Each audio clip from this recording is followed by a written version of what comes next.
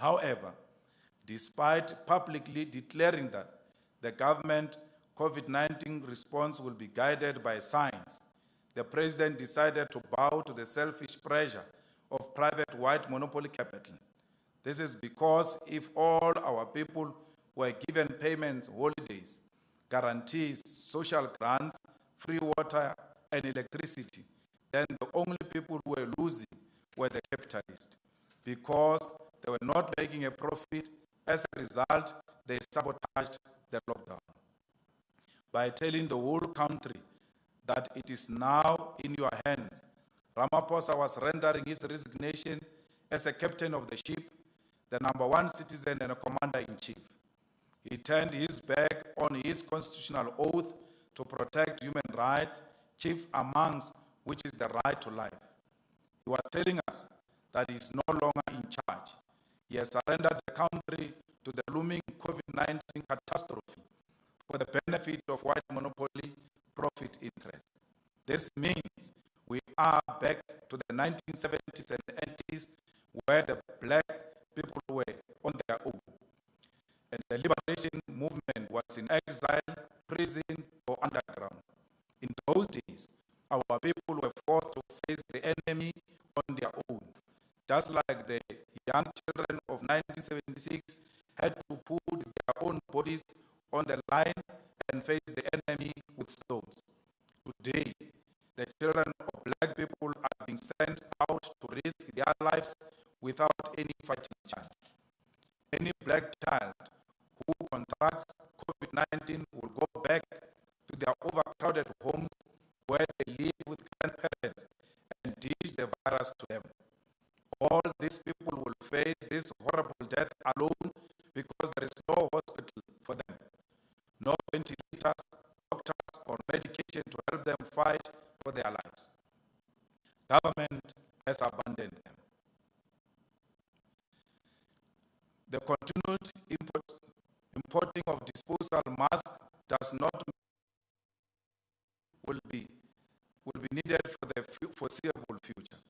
The government should give off-take agreements to local manufacturers of all PPEs and direct Industrial Development Corporation, PIC, and developmental finance institutions to provide industrial finance and partnership to local manufacturers who will manufacture PPEs for the domestic and continental market.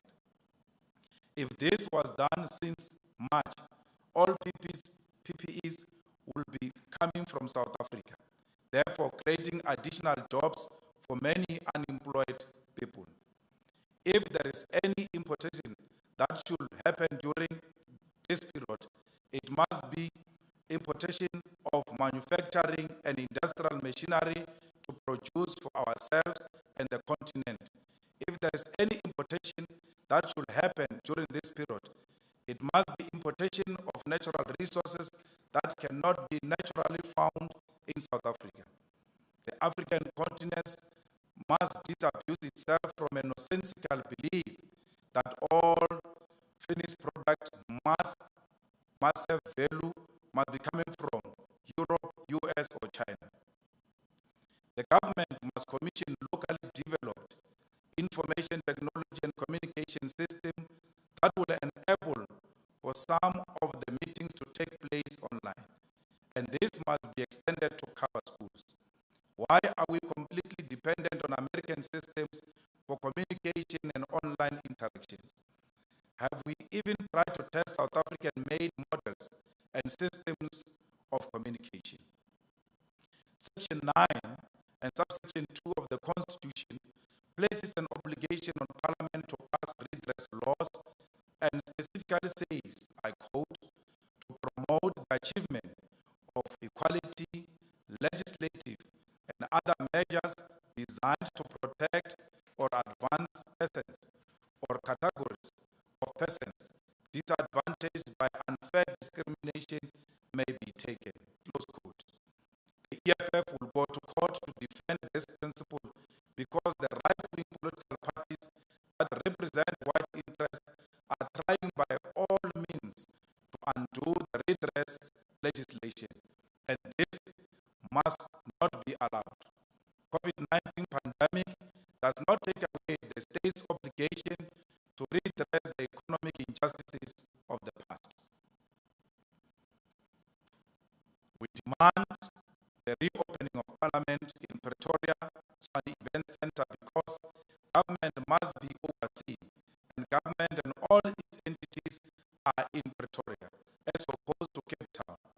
Majority of members of Parliament will be able to gain access to Pretoria. The current system of accountability limits the time dedicated to holding the executive accountable.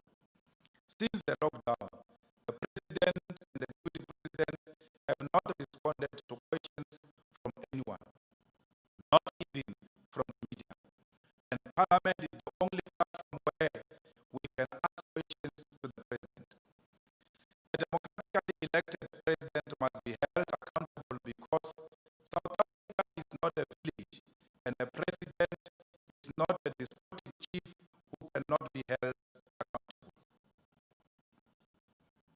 On the 21st of April 2020, government announced what they call the massive social relief and economic support package, 500 billion.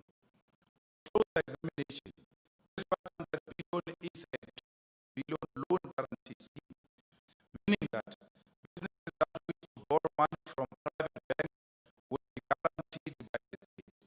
In the immediate, the white controlled banks will be primarily beneficiaries of the loan guarantee scheme. 130 billion, this 500 billion is budgeted. Reprioritization means that it is not a new financial injection, but the money that will be activities that will not be due to COVID-19 into efforts to fight the virus. The Minister of Finance has not presented the revised budget that will be paid. What this means is that new injection is not there. Finances. The intention approach the World Bank, International Monetary Fund, and new banks. The Reserve Bank has seen the COVID-19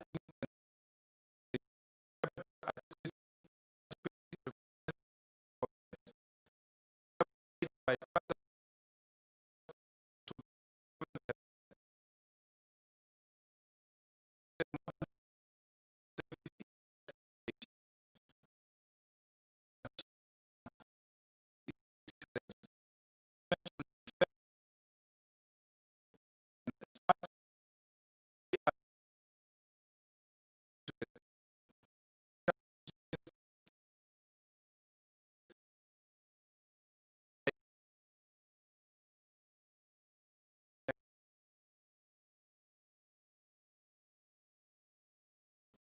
Furthermore, the South African Revenue Services should pay retrospective and detailed attention to the phenomena of aggressive tax avoidance, which had defined South Africa for many decades.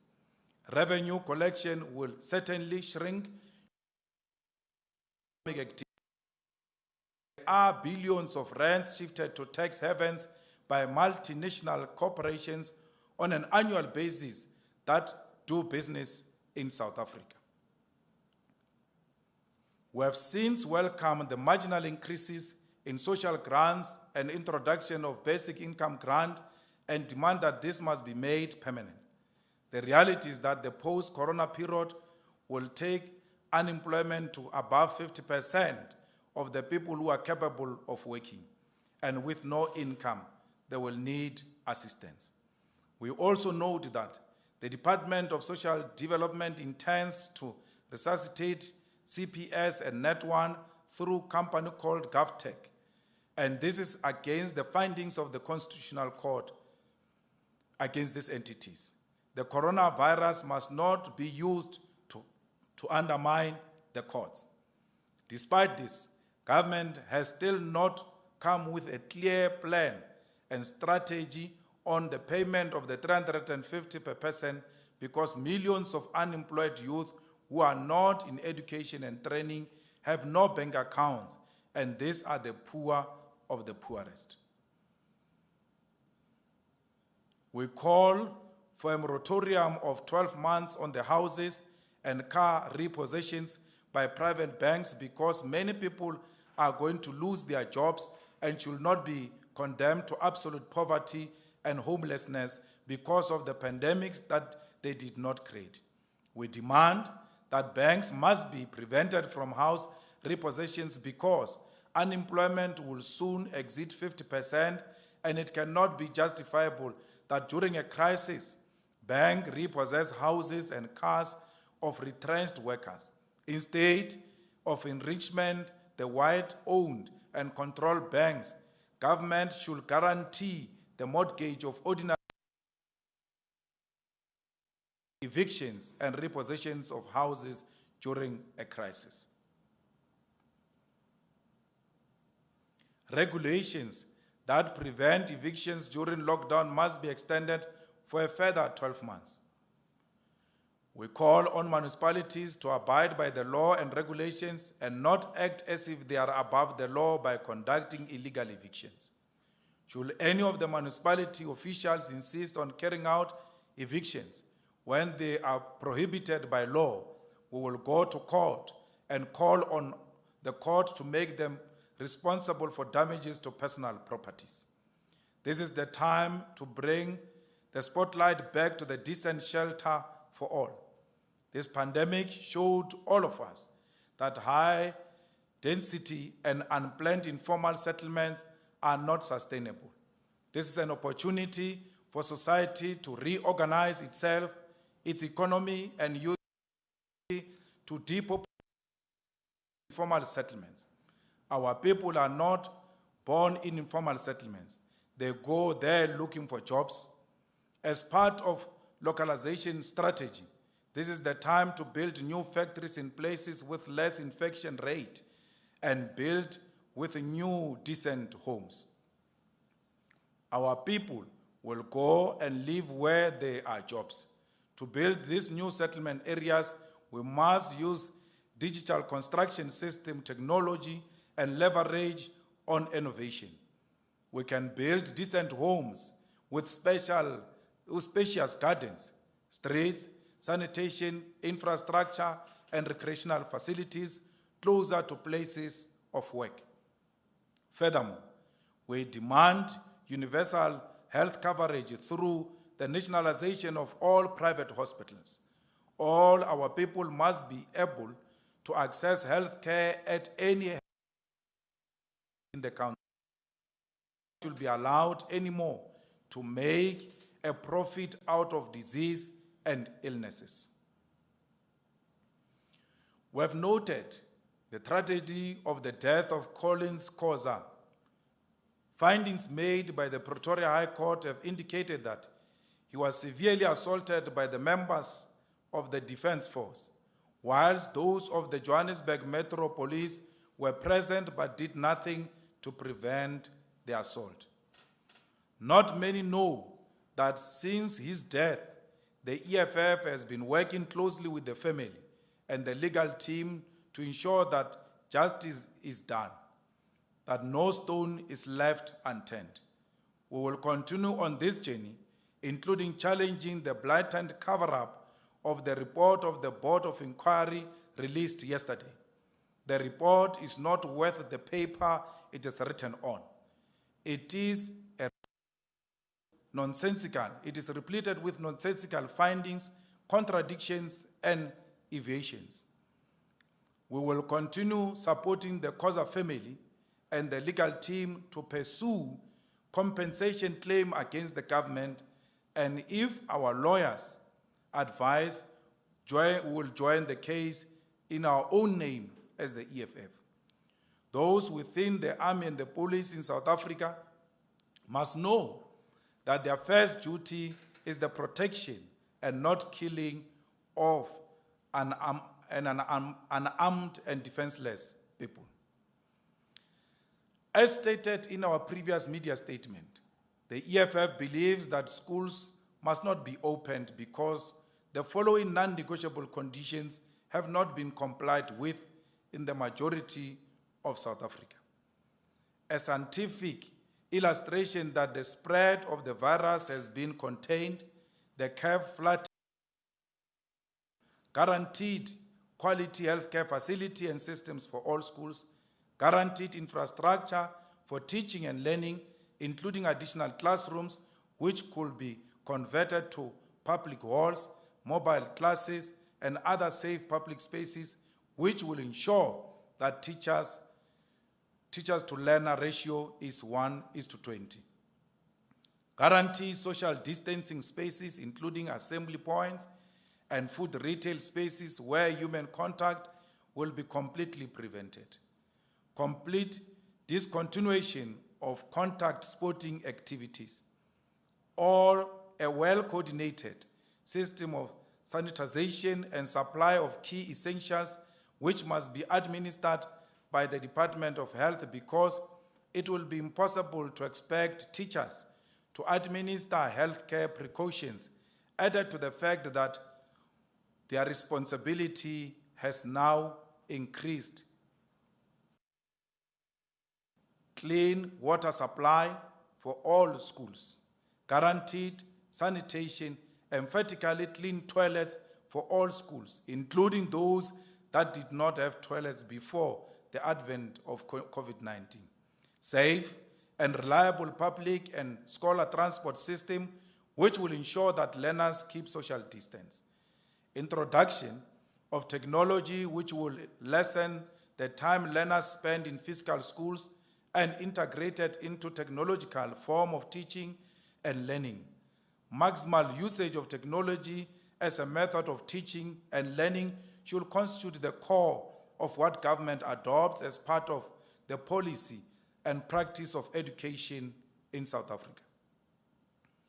We, as the EFF, fully respect the right of religious institutions to gather and worship in common spaces. We, however, appeal to all religious with maximum caution and respect of life.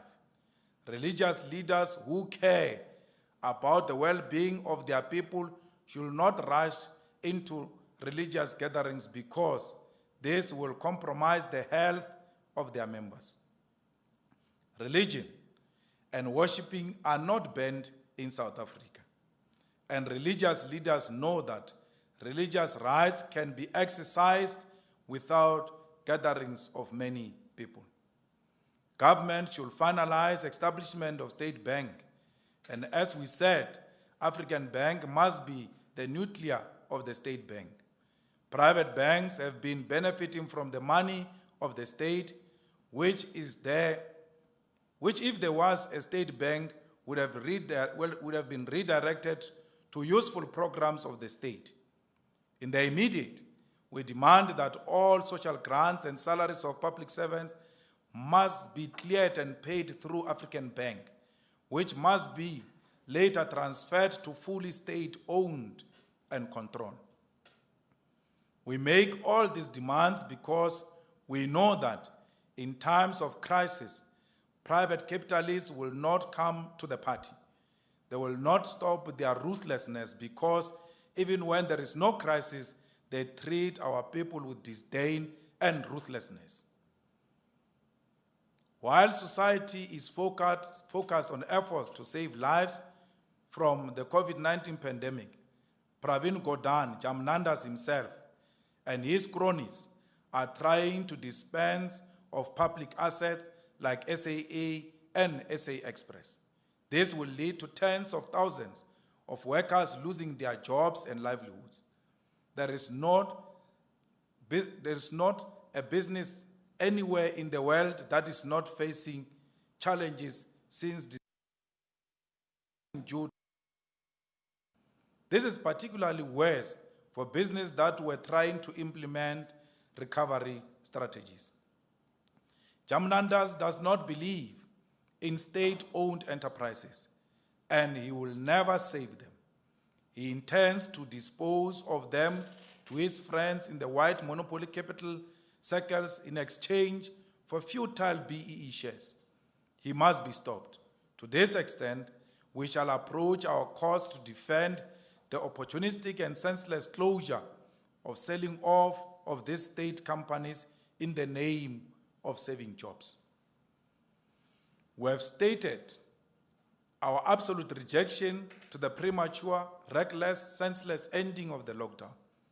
All EFF public representatives, councillors, MPLs, and MPs must continue to conduct oversight work of all government entities through Parliament.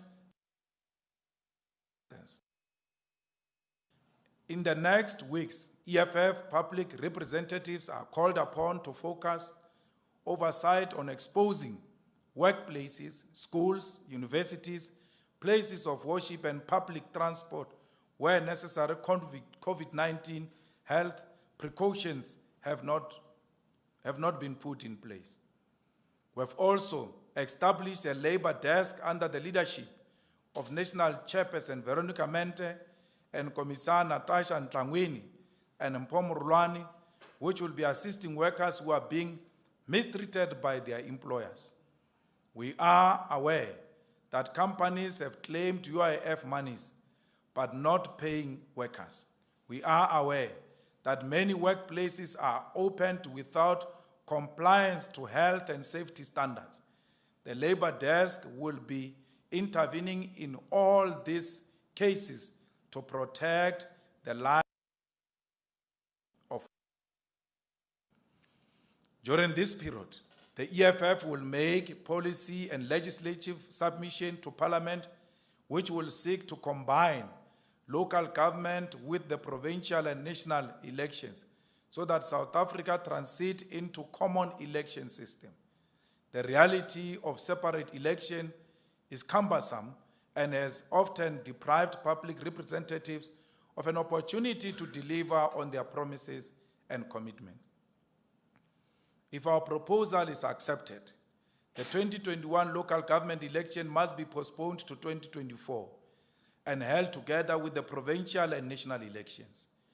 In our proposal, we will clearly articulate that all dysfunctional municipalities under administration must go for election in 2021 for a term that will finish with the rest in 2024. South Africa must have one election on 5 states of 2 years. The South African government, which currently occupies position of chairperson of the African Union, must play an important role in the continental fight against COVID-19 and should coordinate the global efforts through the World Health Organization. Winning the fight against one country in the African continent will be meaningless because we are one people and will inevitably have to humanly interact in the future. The African continent must take the best practices from each other, from each of the countries, and make these continental responses. The faster test kits method developed in South Africa should be made available for all countries in the continent. The ventilators that are developed at cheaper and more accessible rate in Senegal should be made available. Madagascar's remedy must be subjected to thorough scientific testing, and if found to be effective, must be available for all African countries. The EFF stands opposed to the attempts of the United States government of sabotaging the World Health Organization, which is the only organization that can meaningfully coordinate a global response to a global crisis. Petty politics and fights during this period will not assist anyone. During the Cold War period, the socialist USSR and the imperialist US collaborated to develop vaccine for and a common war against polio and smallpox. The present petty squabbles by the most powerful countries in the world must come to an end. The World Health Organization must, however, not be hijacked by private business its interest of capitalist. We take this opportunity once again to commend the Cuban government for helping the world to fight the coronavirus pandemic. The Cuban government has sent medical practitioners not only to South Africa, but to many countries in the Caribbean, Jamaica, Bahamas, to Italy, Angola, Cape Verde. The spirit of internationalism and international solidarity that defines the Cubans must define all people in the world. We salute the Cuban doctors and their selflessness. The right to life is the most fundamental and most important right in the South African constitutional democracy and must not be sacrificed on the altar of political and economic convenience. The reality is that we all have an obligation to make that should save lives, not make life sacrifices that will save the economy. The EFF strongly demands that government should reconsider the premature, senseless, and reckless reopening of various sectors of the economy and schools until there is a solid scientific basis to do so. I thank you. Thank you very much, President. We will now move on to questions. Do we have any questions, Bumi? Yes, we do. President Zingiswa Mvumvu from Sunday Times asks, in EFF's view, by when would be the appropriate time to lift or ease the lockdown, since there is no end in sight, as to when there will be a cure or vaccine for COVID-19? And in light of Health Minister Zweli Mkhize's statement yesterday in Parliament that coronavirus could be with us for as long as 2 years, do you strike the balance between saving lives and saving the economy? Secondly, in summary, what would have been the EFF's response strategy to COVID-19 had it been in government that is different to the incumbent government's risk-adjusted strategy?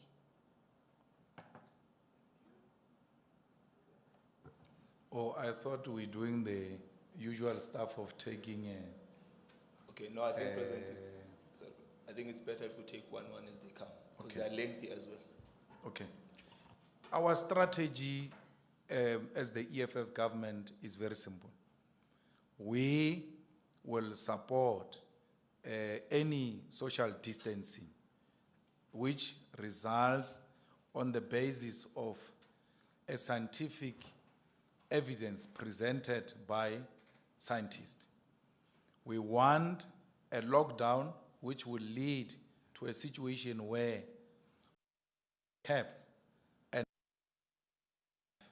so if there is no scientific basis of saving life, we cannot agree that we must open the sectors of our society because we will destroy life. So the EFF approach is very simple. We must isolate our people. We must practice social distancing, and we must lock down until a scientific solution is found.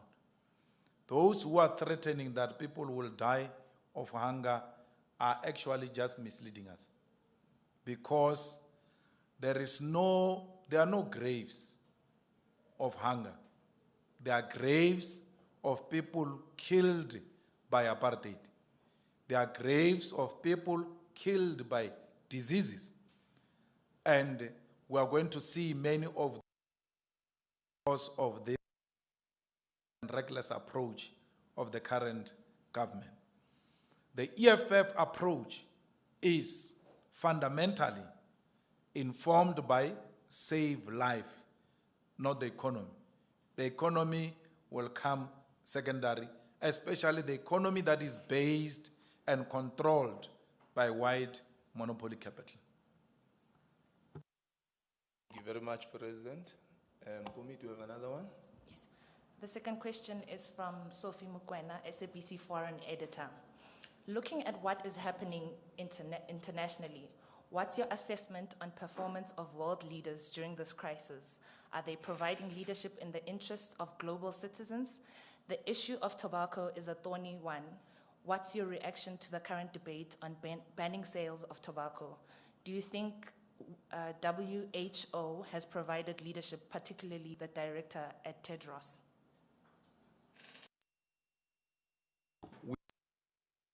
That the big bosses and big countries are not playing the expected role we expect from bigger states. They are engaged in petty politics. They are engaged in squabbles instead of coming together to quickly find a solution. And therefore, we cannot say that the world leaders are playing an expected role. And therefore, we really are disappointed that instead of leaders coming together, leaders are drifting apart and are calling each other all sorts of names, including discrediting the World Health Organization and its leadership. So that conduct is really uncalled for. We gave example where the USSR and the United States had to put their differences aside to save life. And that is what we expect of world leaders today. The banning of tobacco should be supported by a scientific explanation. In the absence of scientific explanation, then is egoism and abuse of power. Scientifically, it has been proven that the trauma units in the hospitals become extremely overpopulated with incidences that derives from alcohol. There's no one who can put a scientific argument that alcohol contributes significantly to overpopulation of trauma units.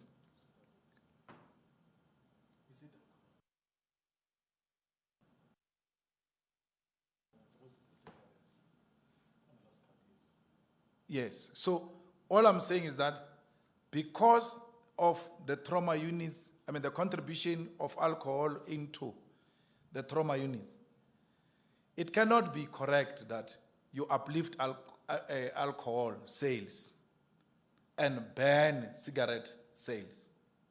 So we know that cigarette kills and cigarette causes, all types of diseases. But if you were to compare that with what alcohol does in the immediate, you will be amenable to lift the banning of cigarettes and continue the banning of alcohol. So there's no scientific explanation about that. We have been observing some attack against Minister Nkosazana Dlamini Zuma, that no, she's banning cigarettes because she's supporting Mazoti underground of selling of cigarette. It's nonsensical and it's unacceptable. Because we all know where Nkosazana comes with the battle against tobacco. Her attitude on tobacco doesn't start now. And it's a principled stand she has taken. And we must support her. In the long run, tobacco is not a solution. We must, at some point, find a way where we have a society free of cigarettes. It's not a long-term solution. So, her attitude is correct. Her attitude on cigarette doesn't start now. Now, people don't know that Mazoti's Cigarette Association is actually the one that is taking government to court. The Association of BAT has not gone to court. They will never go to court because the banning of cigarettes benefit BAT more than small companies. So the cigarette is banned in South Africa, not in Namibia. So the BAT exists in Namibia. The BAT is a multinational company. So when you ban cigarette in South Africa, the BAT doesn't get affected because it continues to sell in other countries. Hence, it will not go to court. But the small companies that sell in South Africa are the ones that are going to collapse. Because when you open in South Africa, these companies will have collapsed, and it will give the big companies, and BAT in particular, a more advantage. So the RET forces in the ANC that are supporting Nkosazana, they do so from a misinformed point of view, of not having an appreciation of how tobacco politics operate. The banning of cigarettes in South Africa continues to benefit the multinational companies, and it will destroy small companies that only exist in South Africa. But let's tell you, we don't care whether you close cigarette or don't close cigarette in South Africa. We actually don't want cigarette. There is only one person in front here who smokes. We don't do those things of cigarette.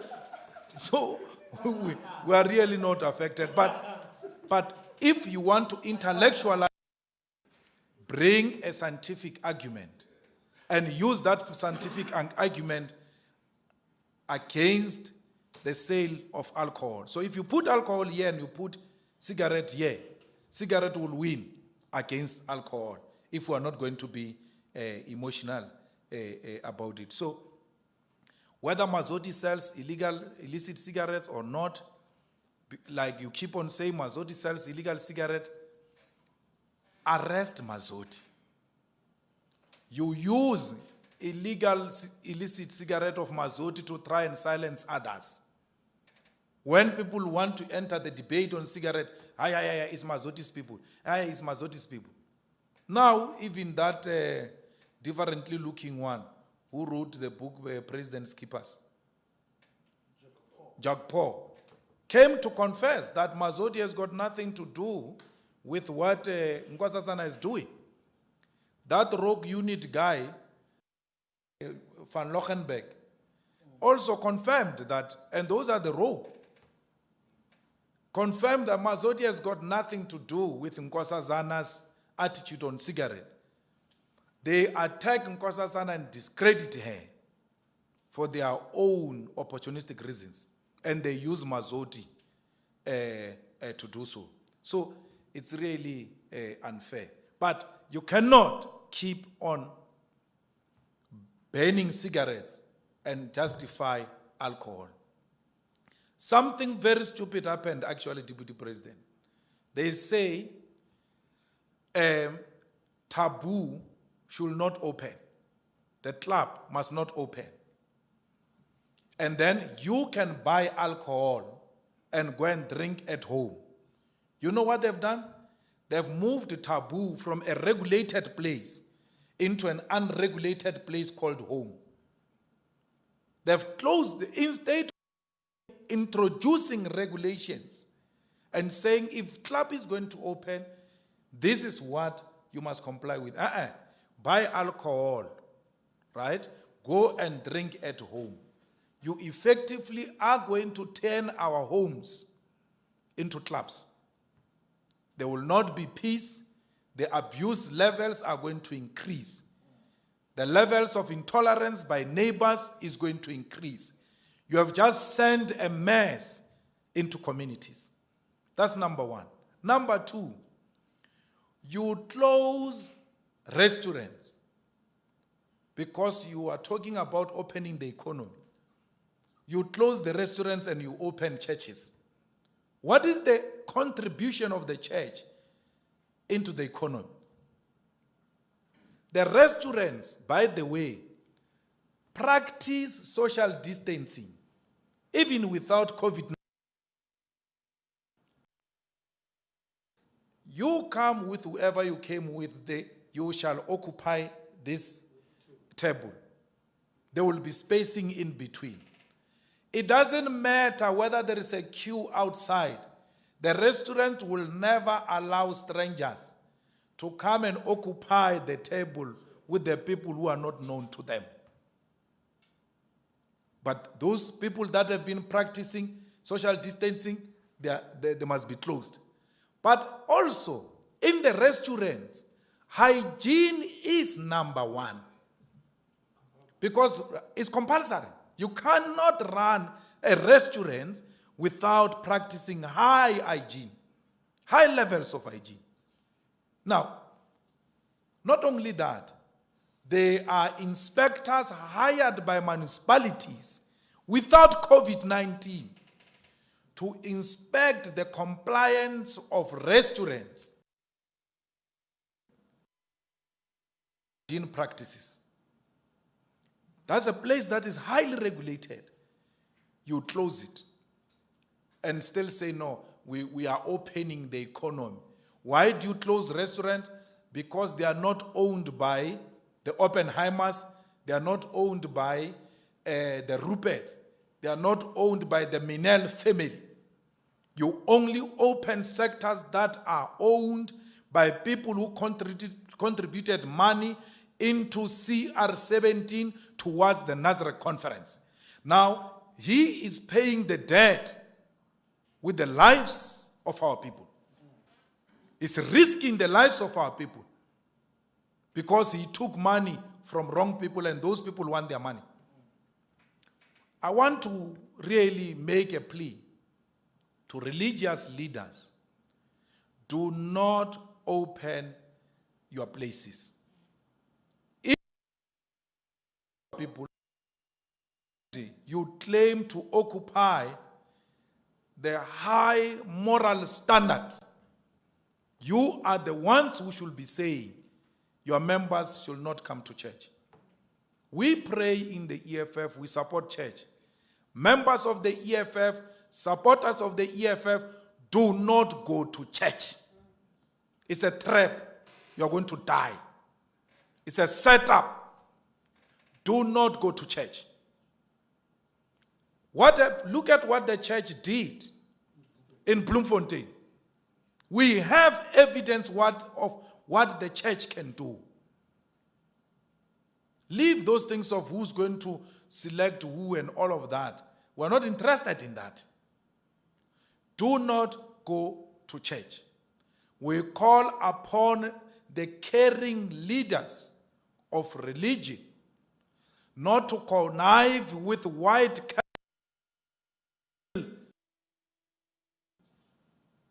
Our people can still pray at home.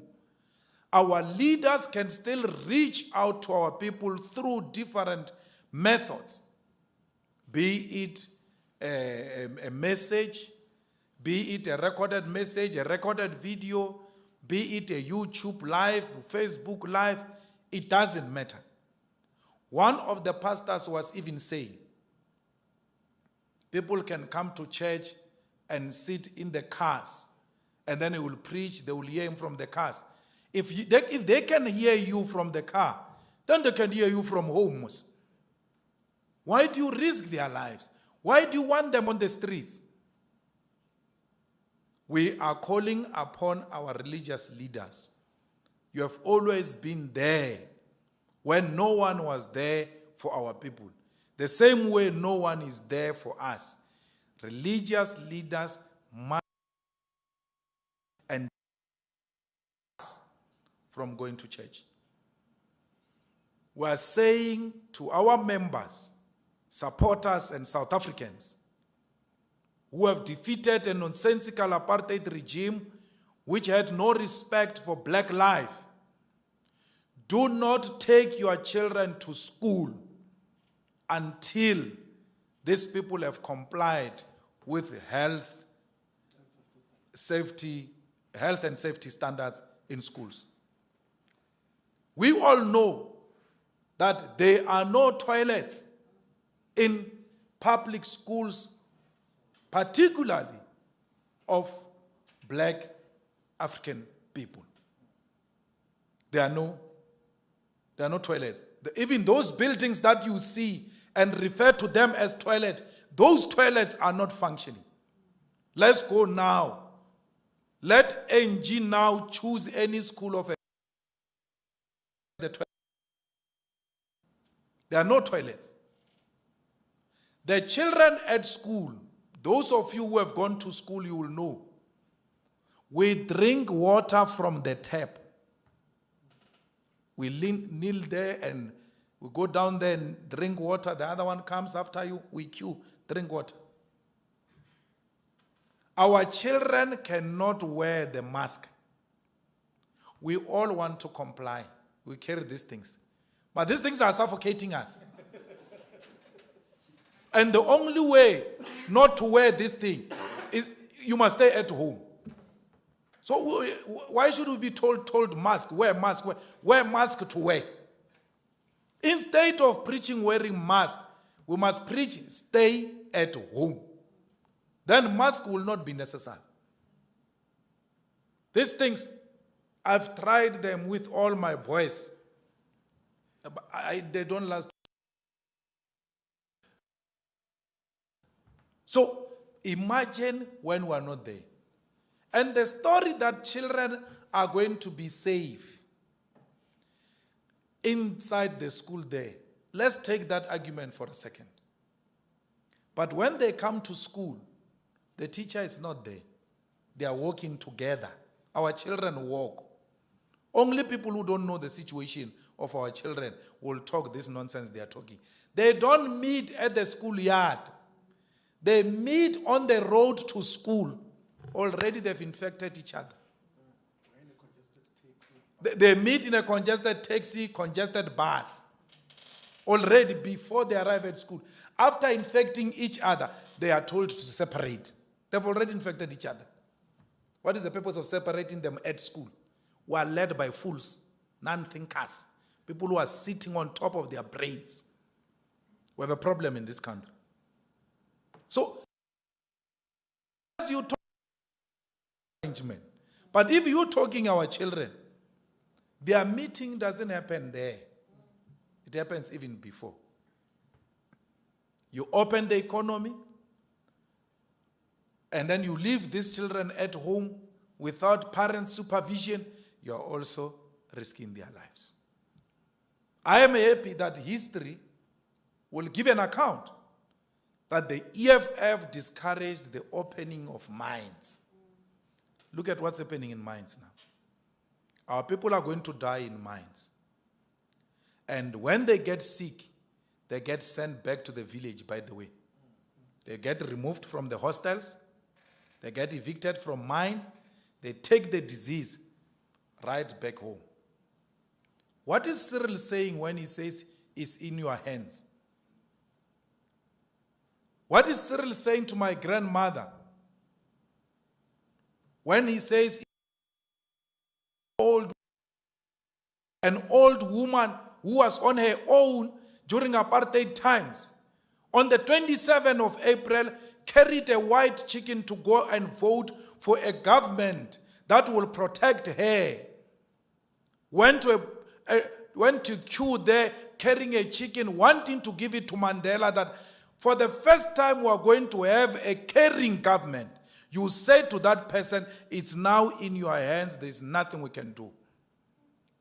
Practical, what do you mean? Ramaphosa, when you say it's in the hands of my grandmother, what do you mean? What must she do? Because she stays in that home, the children go to work, others go to school, they come back, they infect her. She didn't do anything. She listened to you, Mr. President. She is in her hands. She stayed at home. What, must she chase these people away? Our grannies died in their numbers in Italy because this government doesn't care about them. What are you saying when you say it's in your hands? You're saying to Gogo, it's on your own. Whether you die or not, I'm not there. After the people said in 1994, now we have a government of our own. Now we have a caring government. The government that's supposed to care for them says, Gogo, Mkulu, is now in your hands. There's nothing we can do to save you. The same way it was in their hands when the Boers stormed into their houses, harassed them, killed them, raped women. There was no one to save them. We are back to that state. The children are now being sent to the streets. The same way children were sent to the streets in 1976 to fight again, to fight an invisible enemy. We see history repeating itself in a different format. The only thing we can do, like we did during apartheid, we must refuse to comply and stay at home. We must engage in a stay away. If this white economy collapses, let it collapse. If we are going to die of hunger, let us die with our boots on than kneeling down protecting the white monopoly economy. If we are going to be killed by the disease, let the disease kill us with our boots on at home, protecting ourselves, not surrendering to go and protect a white-owned economy. It's not our economy. If death comes, let death come. But we must die proud that we defied to protect the white economy. We protected, we died, but at least we died with dignity and with our boots on. Thank you, President. Next question, Bumi, please. With the permission of the spokesperson, there's 3 short questions, Okay, if I that's may fine. ask them all. Malungelo Boy from Newsroom Africa asks, one of the things the EFF has been calling for is for the government to include race of those with COVID-19, including those who have died. What's the rationale behind this? Will this help fighting COVID-19 in SA? Lizega Tandwa from News 24. Do you agree that there should be parliamentary oversight on the executive or the NCCC? Samkele Maseko from SABC News. If you don't save the economy, how would companies keep... Let's go back to 1-1 because you are too fast. Oh, okay. What's the first question? Malungelo Boy is asking, has been government to include the race of those with COVID-19, including those who have died. What's the rationale behind this? Will this help fighting COVID-19 in South Africa? It's very important that we know who is dying to demonstrate and to also prove exactly what we are saying, that it is our people who are going to die. And maybe if we start dishing out that information, people will begin to appreciate. Why are they racially profiling it in the US? We know now who's dying in the US. We know now who's dying in the UK. We need to know here who's dying and what type of interventions can we make to save life. So it's very important that we ought to know. If you look at Cape Town, and if you look at the numbers, you don't even have to get to know the race. You look at the numbers per.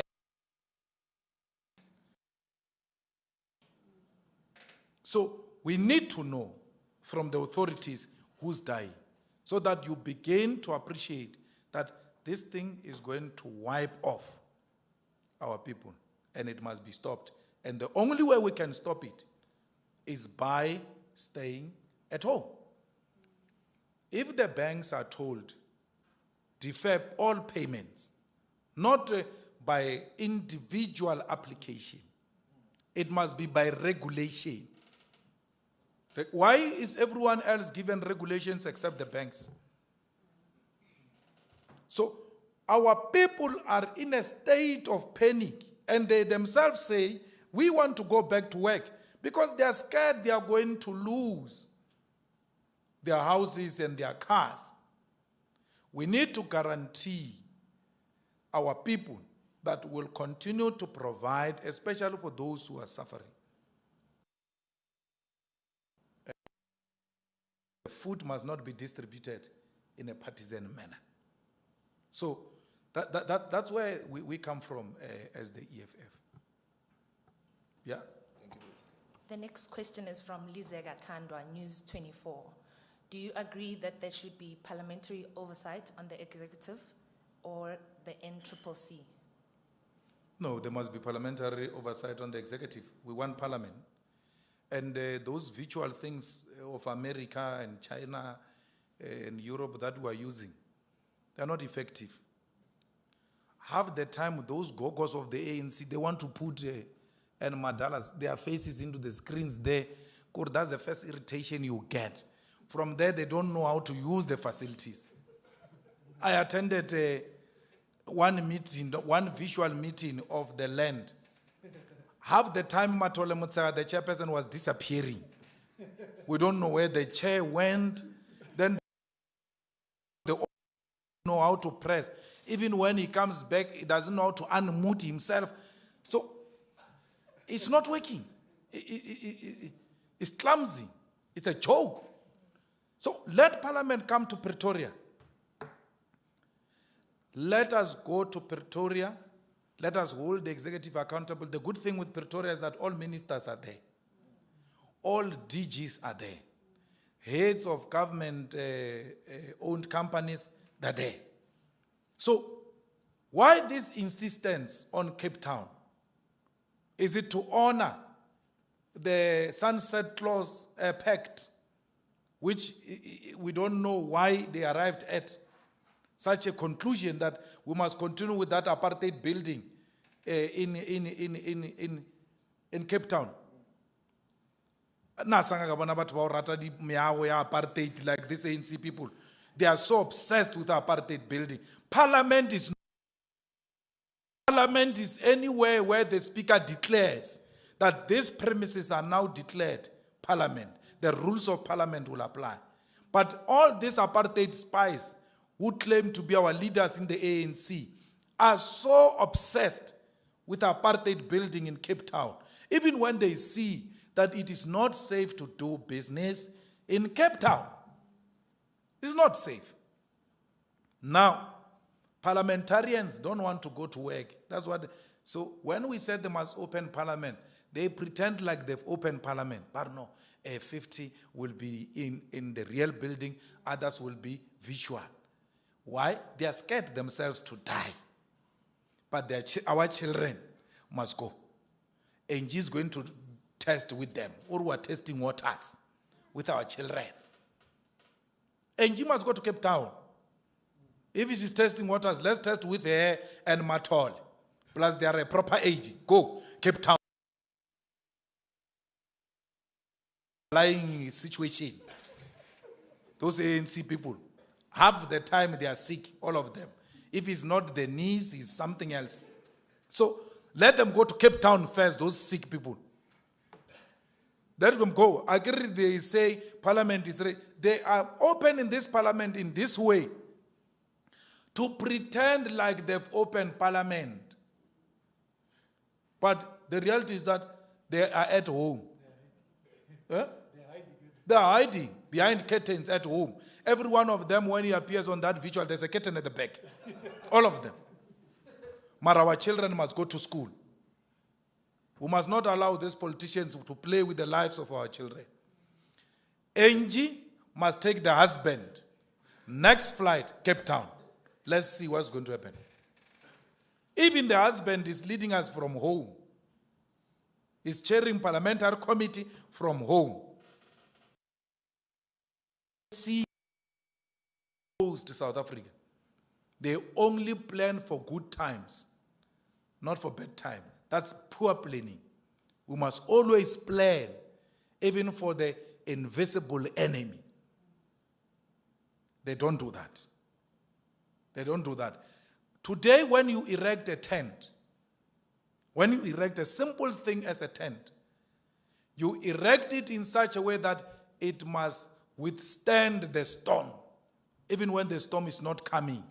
All the weather reports can say the storm is not coming, there won't be wind, it's going to be too nice and hot. But when we erect a tent, We erect it as if the storm is coming. Those people who are erecting tents, they plan better than the ANC government. Yes. Thank you. Give us another one. Samkele Maseko from SABC News. If the companies keep their employees with no stream of income, would that not increase their dependence on government for economic relief? There are economic interventions that have been made available. One of the most effective way we have suggested as the EFF is that the 200 billion which was going to service the debt must be redirected to service the essential services of our people. It is a time of crisis.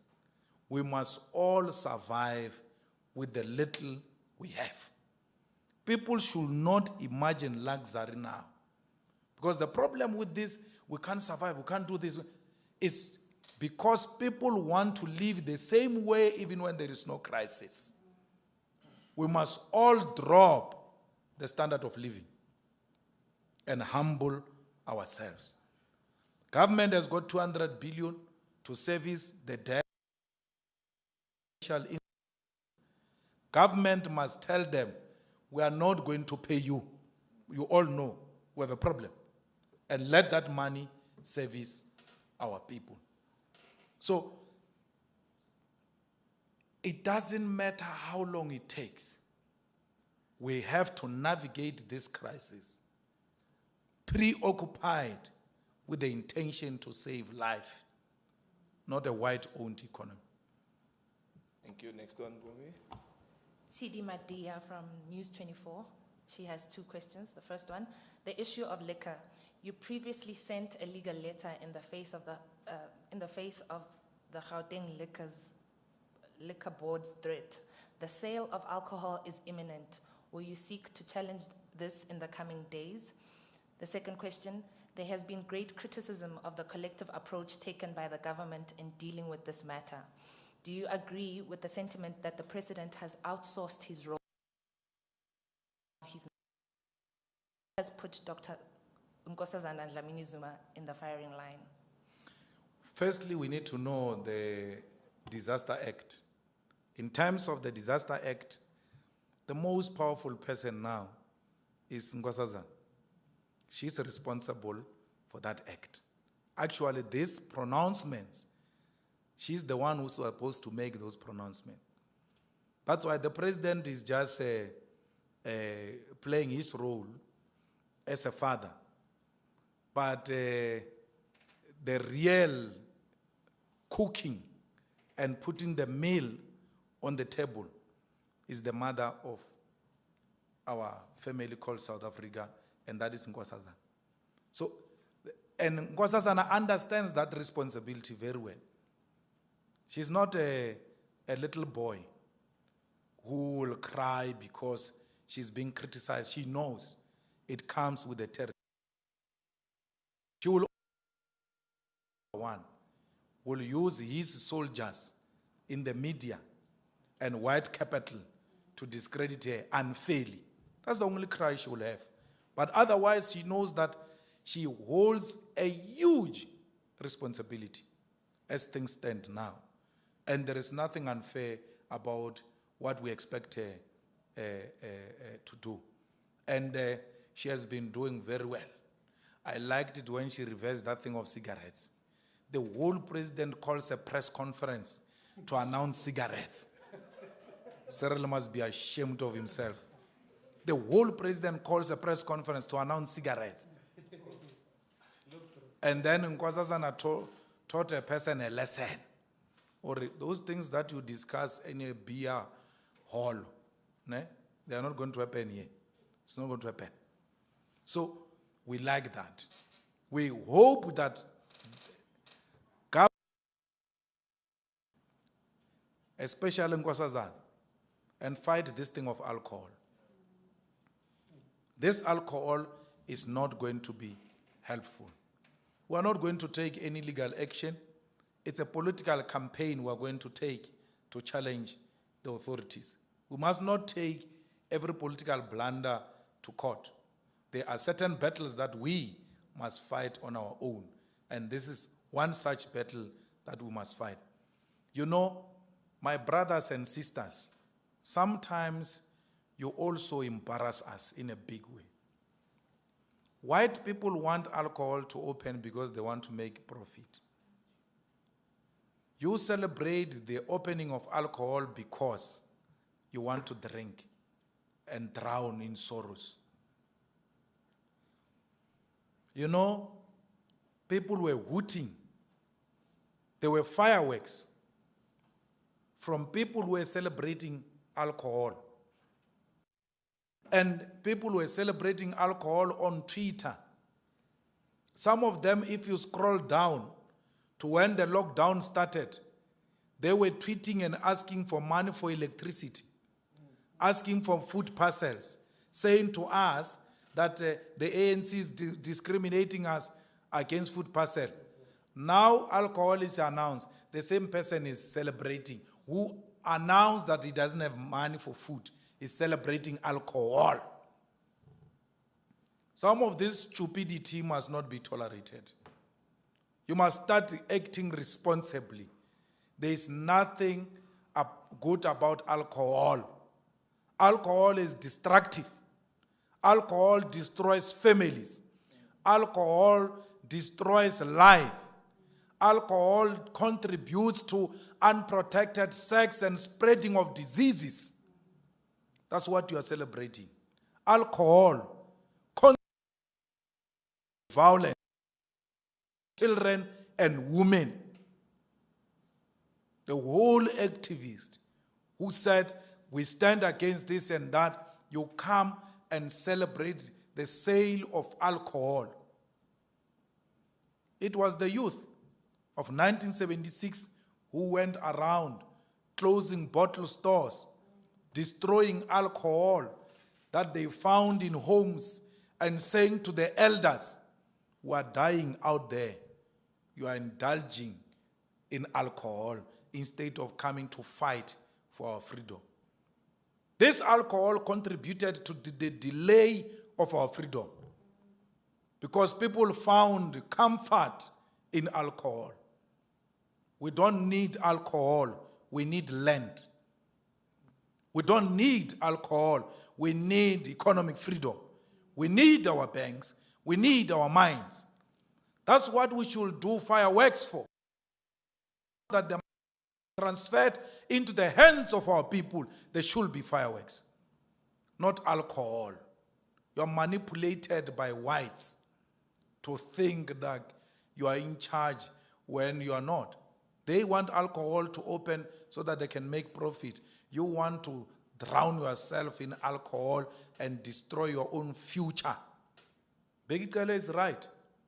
There's no one who can say on a stage, a dignified person, the President of the Republic, a minister, a CEO of a bank, chartered accountant, a lawyer, can't stand in front of us and say, I am what I am because of alcohol. Alcohol contributes nothing. EFF must not be shaken about it when it pronounces itself on alcohol. Comrades, lose votes on principle. Come them with ideas.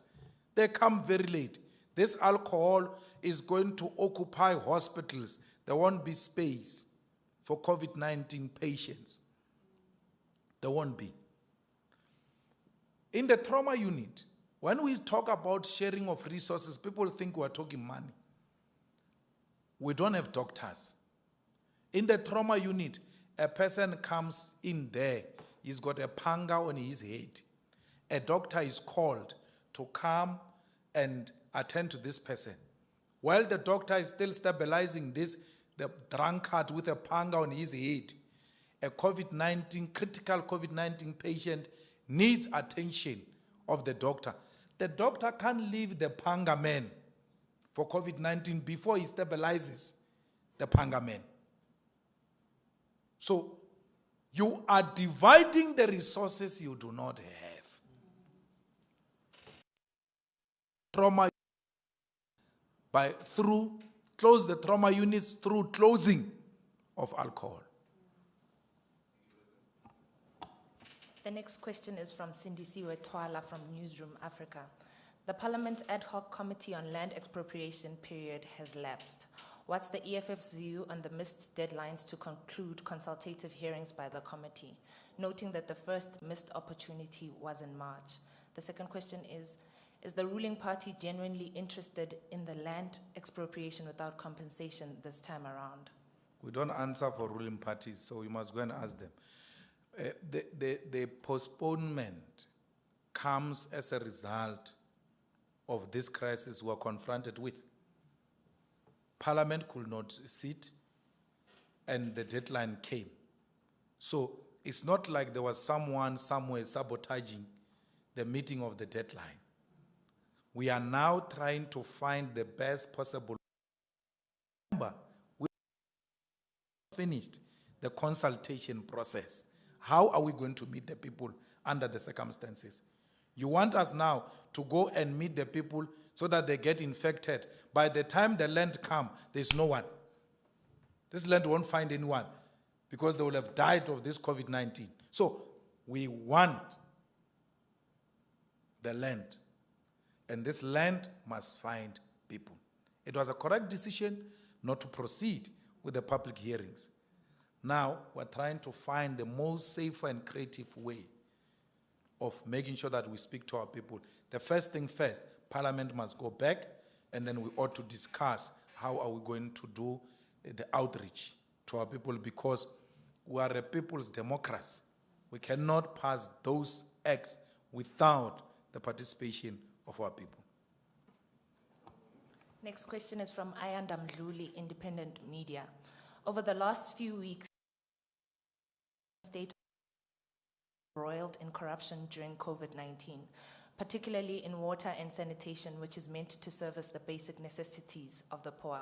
What measures should be put in place to combat corruption in these institutions where government is reported to have lost 16 billion rands in irregular expenditure? Where we came across corruption, as the EFF, we have reported it. In Northwest, we found that a person was supplying the water tanks, and those water tanks were not SABS approved. And to show that we were correct, those water tanks did not even last. They were damaged in less than a month. We then went to an extent of going to look at what were the tender requirements. Water tank supply 5,000 liters. In other instances, they will supply 2,500 liters because they think no one is monitoring. The leadership of the EFF, the commissars, and the province of Northwest have reported that matter to the authorities. There is a big problem, comrades, in the public sector now. There is too much thieving and stealing. Ministers are asking chiefs of staff not to follow regulations and give tenders to their friends. So it will be in some few departments, but majority of the departments, people who are working in ministerial offices, spokespersons, chiefs of staff, the PAs of ministers, ask illegal things as we speak now. And when they refuse to comply with illegal instructions of ministers, they are served with termination letters. Simple letters like, no, when you were supposed to give me a document, you didn't give me a document at 2. You were supposed to give me a document at 2, you gave me a document at 6. Your contract is terminated. But that's not the real issue. A lot of people are going to lose jobs in ministerial offices because the corrupt ministers are putting pressure on political staff in ministerial offices to commit illegal activities. And we call upon the political staff in ministerial offices to refuse to comply with illegal instructions, because I can smell COVID-19 Commission of Inquiry. People are going to be arrested. Be careful involved in illegal activities.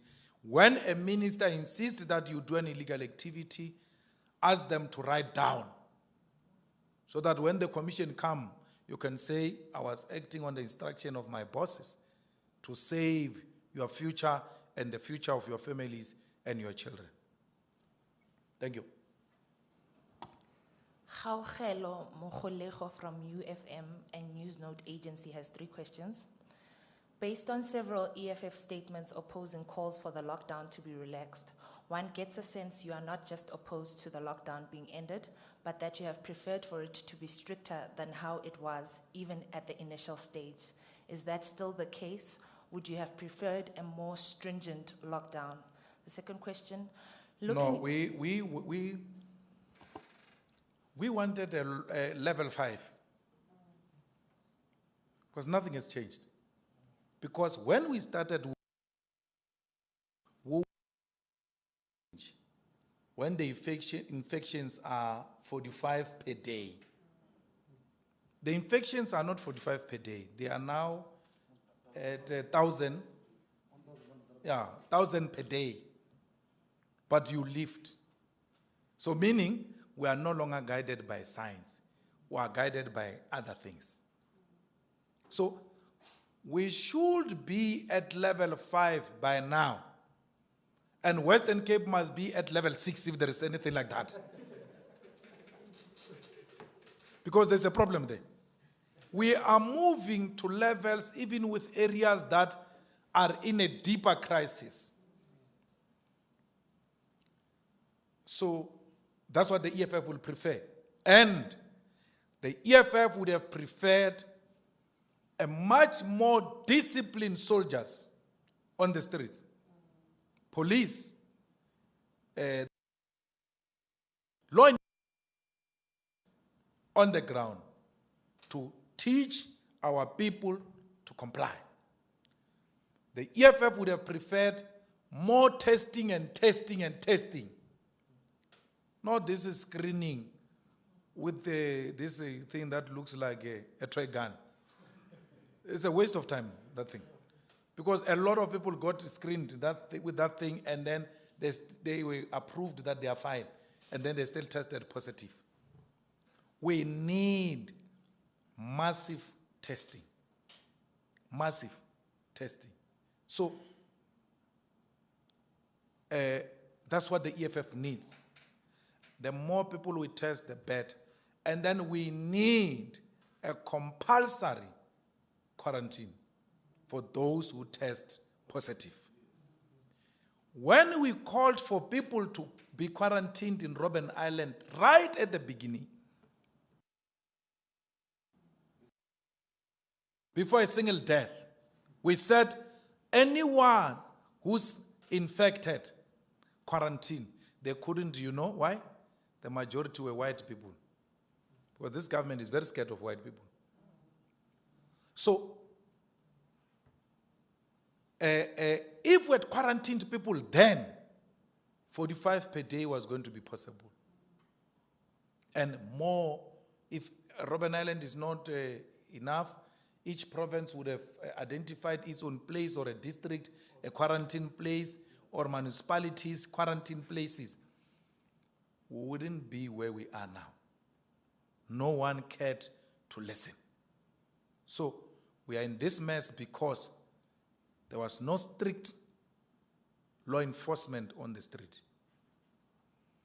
Look, our soldiers are not dacha smokers or glue smokers. They're not crazy. They people and incidences. Because you ought to quantify what you are saying. If you say soldiers are brutal, what do you mean? You must ask how many soldiers are on the ground? How many are accused of brutality? To see if indeed this is a general phenomenon among soldiers. They helped those people. They helped us. And if they were given support, they would have helped us more. The first incident I saw was some drunkards were drinking alcohol here in Alex on the pavement when we were told to be at home. A person just leaves his home to go and drink on the pavement. And then when the soldiers talk to them, they insult the president. Those are the people who must defend.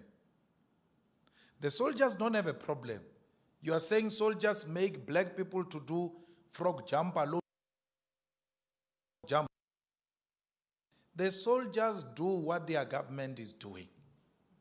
The government of South Africa will never make a white person do a frog jump. So why would a soldier make a white person to do a frog jump? They are following their government. So a government that has got no regard for black people, soldiers will follow that. So white people are not being subjected the same treatment as black people. That's fine. We know that. It's a reality of our life.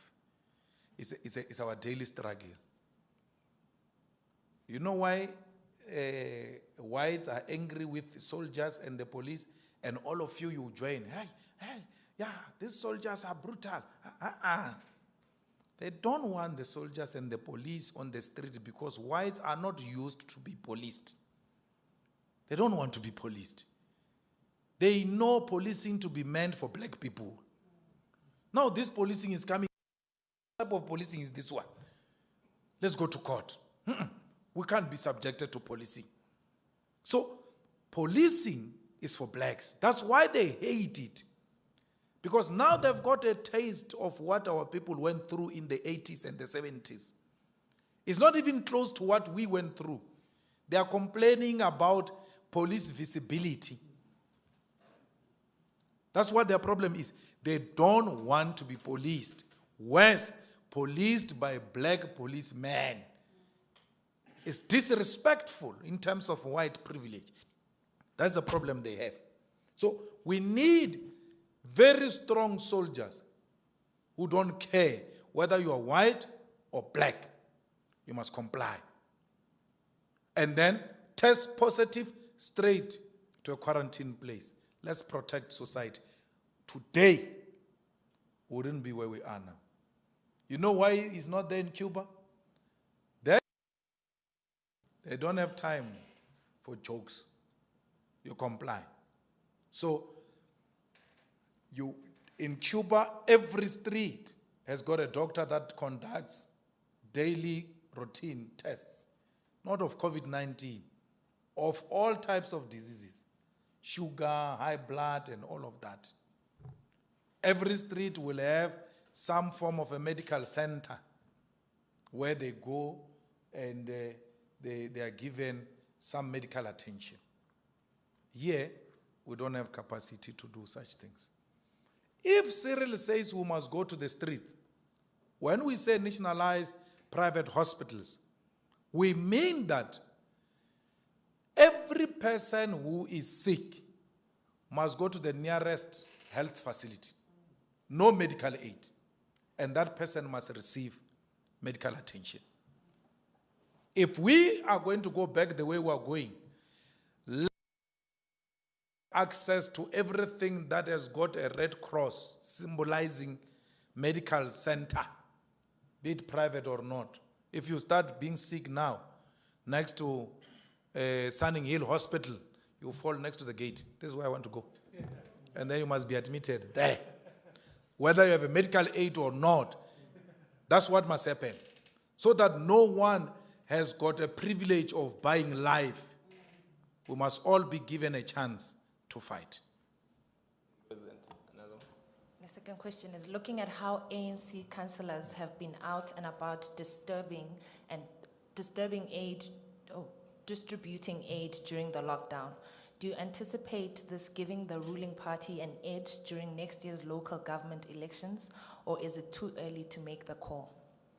Well, if our people want to vote for people who give food parcels to relatives and friends and comrades, what they must vote for.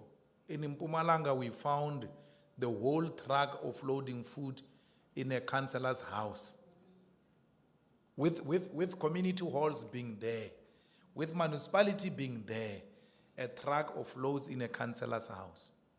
We have asked EFF councillors, do not get involved in a mess. Allow them to do what they are doing. Our people are not fools. They will see them for who they are. During a crisis like this, you cannot see party colors. A hungry person is a hungry person. If you've got the capacity to feed, you must feed them, even if it means the food will end here before you reach your own. It's okay, as long as you saved some life. That should be enough. We are collecting money as the EFF. We are giving it to. Why? Because if we were to distribute it, the first temptation of politicians is to distribute that money through partisan lines and will be accused of the same thing. So we're giving it to a neutral body we want to believe. Mara ba iutswe, ba iyetjhelete la EFF, ba tla tseba ba butse Zuma. They will know whose money they've eaten. We're going to contribute again this month. They must never make a mistake of eating EFF money. Let our money buy PPEs. Let our money buy food parcels. We don't care who you give the food parcels to. Give to the hungry South Africans. We love this country, South Africa, more than we love the EFF. That's why we formed the EFF, to save this country. We cannot distribute it. I'm doing, but I do them in such a way that I don't get involved. Because if I get involved, I will remember that this one wrote this about me on Facebook. This one did this. I don't want to get, people are hungry. Even my enemies, feed them. Because I want them to live long to see this organization take over government. So I don't want them to die before. I want them to die out of shock when we're at the union building. I don't want COVID-19, no. If there's anything, give them PPEs, give priority to our enemies so that they can live long to see the EFF take power. So ANC thinks it's smart, especially in Tshwane. They go around with party colors, distributing food, and all of that. And you know what they don't know deep is that they are putting risk. Because when they get infected by the disease, those volunteers of the ANC don't have medical aid, by the way. Many of them don't even have proper shoes. So they're going to die. So ANC is sending them to go and die. So we're not going to do that. If that gives them an upper hand, so be it. But we're not going to risk the life of our hard-working ground forces because we want to have an upper hand. The EFF is getting there. We are building this thing ground up. And it's going to be untouchable. I mean, we are supporting our artists with the little we have. They are not supporting artists. They used to sing quite, I don't know what he's doing now. They said, no, this guy got money of arts and culture. But the money must be given to the people who are losing income because of this thing. This one didn't have an income because he's no longer singing.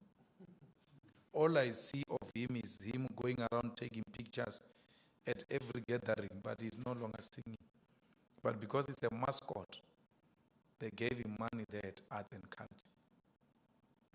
So we're going to demand the list of those who got the money from arts and culture and what criteria did they use because the art and culture money is our money. You see, even these ones who are getting from the EFF, the artists of the EFF, they still qualify for the arts and culture. It's their money. So why give ANC mascots money of government alone and not give to everyone? Give them ANC money, won't get involved there.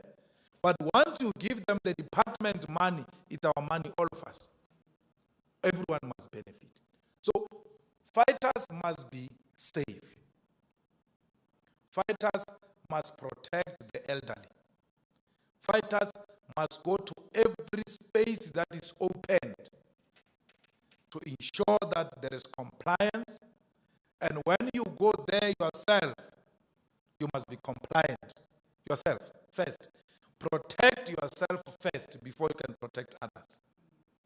Make sure even the shops at home they are compliant. Make sure the workplace is compliant. I've never seen workers being cowards. Why South African workers want to be cowards now? Close your factories, close your office through protest because you've got proof they got UIF money and they didn't pay you. Bring that thing to the attention of the EFF. Every company that received UIF money and did not pay the workers, it must be a target of assault from the EFF. Let's expose it. Let's report it to UIF. Let us open a case of fraud because that money is due to the workers. It's not for electricity and rental. So the bosses who have eaten the UIF money and did not direct it to the workers, we must go and open cases of fraud against them. They must be arrested. Government must come very strong, even in the regulations, that anyone who has not given the workers the UIF money, if you got it, the punishable crime, and such people. Keep this thing, South Africa. If we are decisive and do not take nonsense from anyone, be it a greedy politician, be it a greedy bosses, be it a greedy religious person, let's take them head on and tell them, not with our lives. You're not going to risk the lives of our children, the lives of our elderly, because of your greediness. Ramaphosa told you that it is in your hands. From today moving forward, you must know that you are leaderless. You have no commander-in-chief. He has resigned as the captain of this ship. But black people, you are not on your own. It is not in your hands. It is in our collective hands. We'll fight this together, like we did in prison, when they were in exile, when they were